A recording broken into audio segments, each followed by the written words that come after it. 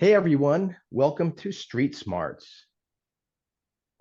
Hey Mike, so I had an interesting thing that's been happening with me lately where I've been working with a lot of the adult children of my clients. A lot of my clients have been coming to me and asking if I can work with their kids who are maybe starting their first jobs, maybe starting their families, buying their first house, and they need help getting started with investing in their finances.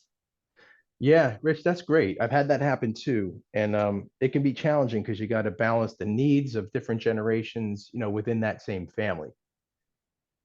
Exactly. So have you been working with any different generations within your families? As a matter of fact, Rich, yeah. It's funny, like, so the people that I work with the most are pretty close to me in age, plus or minus 10 years. I'll be 55 this year. So they're 45 to 65 are kind of the people that I deal with day to day.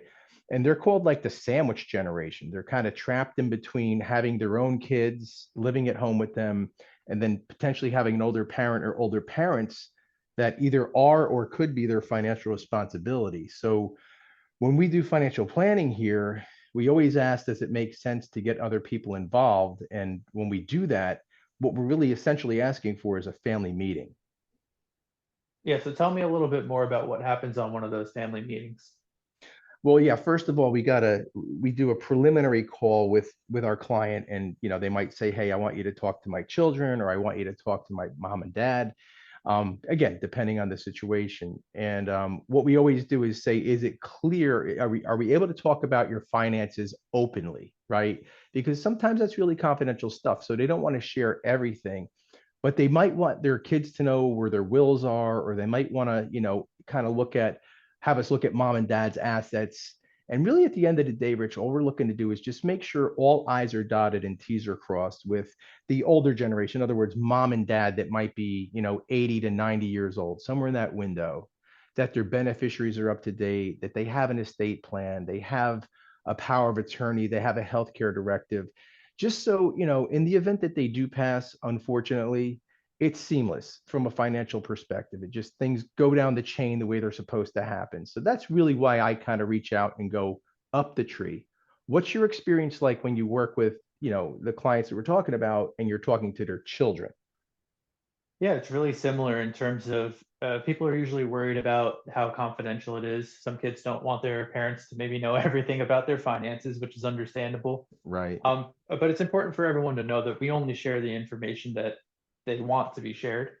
A lot of the kids are asking about, like I mentioned before, buying their first home. How do they save up for that? Should they be investing versus putting money in a savings account?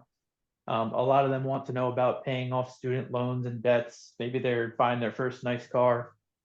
So those are the types of situations that I've been coming across a lot more frequently lately. It's a balancing act, right? Because you have a lot of the kids that want to pay off college debt, but also want to maybe save for a house, right? So how do you get that to balance, Rich? What's the art there?